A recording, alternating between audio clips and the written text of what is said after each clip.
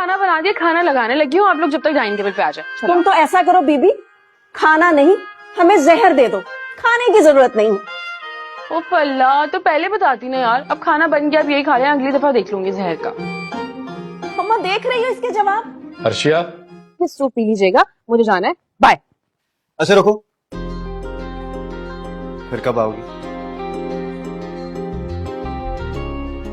अरे सर, आप कैसे हैं आप? तुम कैसे हो साहब? मैं अल्लाह के शुक्र। लगता है फैमिली के साथ शॉपिंग करने के लिए आए हैं। जी, मेरी मिसेज हैं सामने। वालेकुम सलाम। और ये मेरी बेटी। हाय, पता नहीं क्यों दिल अटक सा गया तुम पर। कभी लिफ्ट नहीं कराई औसाफ अहमद, मेरा उसका मुकाबला ही क्या है।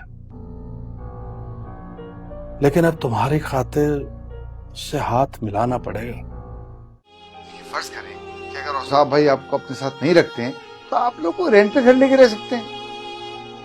शगुफा आप मेरे बगैर रहते रहते घबरा गई है। वो चाहती है कि मैं पाकिस्तान आ जाऊं और वहीं पे कोई बिजनेस स्टार्ट करूं जिसके लिए मुझे घर बेचना होगा।